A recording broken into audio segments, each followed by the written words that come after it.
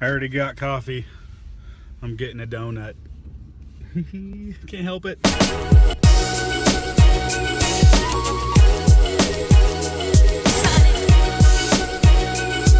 These donuts come from a place in town called Glaze, and these fritters. Tadafo.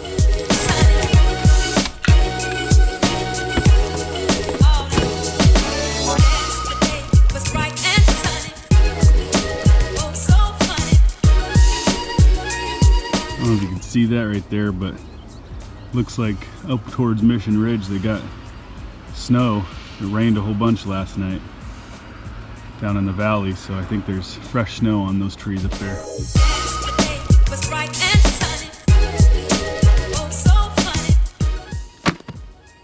Aww.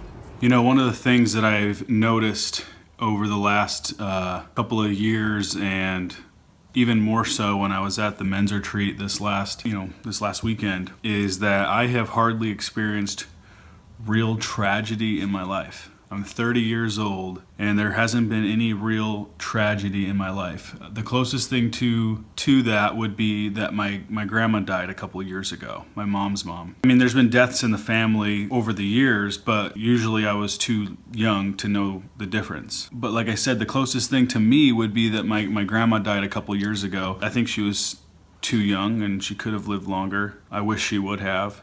But she was the oldest of us, you know, and so it wasn't a huge shock to my system or to my worldview or whatever you might want to call it. I know that it brought a lot of pain and hurt, and there was definitely a hole in everybody's heart that was close to her. Her name was Judy. She was awesome. But like I said, other than that, I've never had real tragedy. I mean, I have one of my best friends in the whole world has experienced tragedy every turn.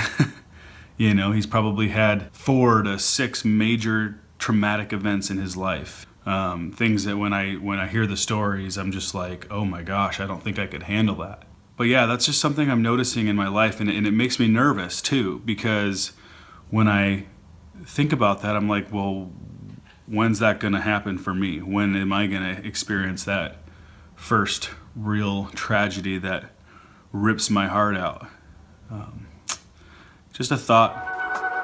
Got a business phone call to do here in just a few. So in the meantime, on a beautiful day like today, I am going to see if I can just soak up some vitamin D. I'll tell you what, I feel like I can tell the difference. Let's see if you guys can. Oh man, our valley's so awesome. Green mountains, you guys. This is one of my favorite times of year in the spring.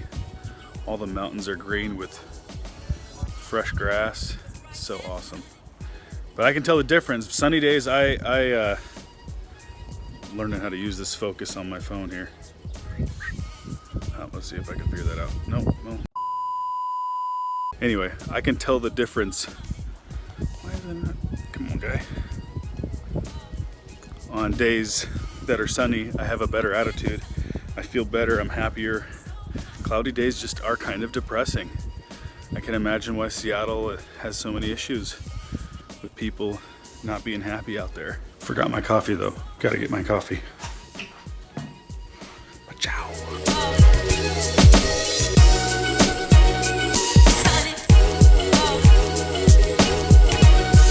A few moments later.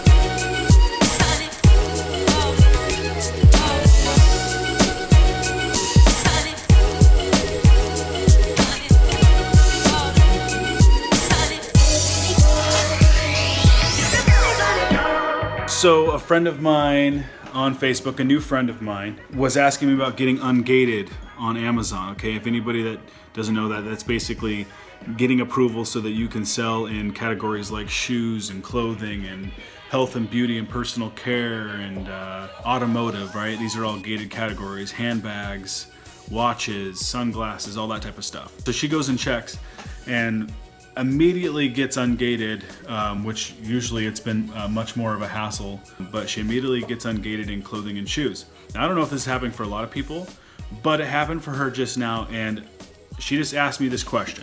Okay, I'm not gonna give you guys the the whole answer here, but She said, do you go to regular retail stores or do you find you have more luck in outlets? And I just gave her an answer, you guys, that she probably has no idea how much money and how much profit she can make from the tip that I just gave her in 3 quick little sentences. That's the power of working with people who know what they're doing in this business. Okay, I don't know if she even realizes it. Hopefully she does. My guess is she doesn't yet, right? It's probably gonna take her a while to even get there, but hopefully she comes back in a week or two and says, wow, you just opened up the whole world for me, right? The answer is so simple. I just gave her a clue, right? A $10,000 clue for her to go spend $500 to $1,000 a day in retail arbitrage if that's what she wants to do. If she wants to scan enough stuff. But I just led her to the honey hole. We'll see what happens. You guys, I'm going to be offering coaching here soon. I'm going to be offering opportunities to work with me one-on-one or in a group setting.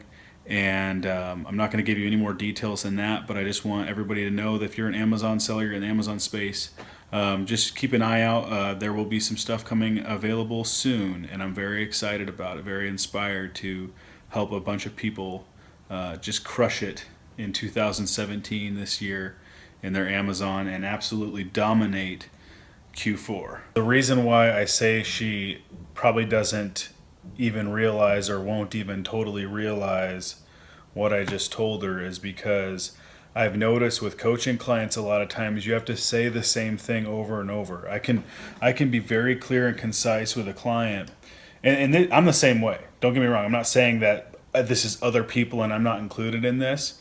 I think we as people often have to hear the same thing over and over, like multiple times, before it really sinks deep and we take heart with that piece of information. I think that's just human nature too, because you think about like your kids, and we're not that much different. Adults, teenagers, we're not that much different than kids or anybody else.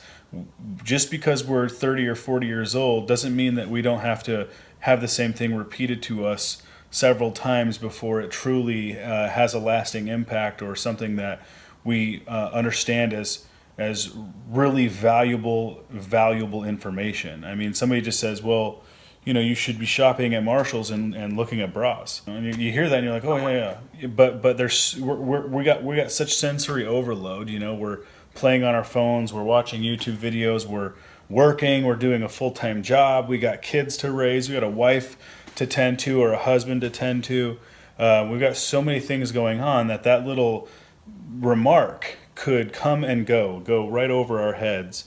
And we'll remember that we were told to scan bras at Marshall's when we hear it again, but it's until we hear it a second and a third time that we in between those events, we forgot, right? We forgot that was told to us, that was something we should focus on, or we come up with excuses, or we have limiting belief, and I don't know if bras will work.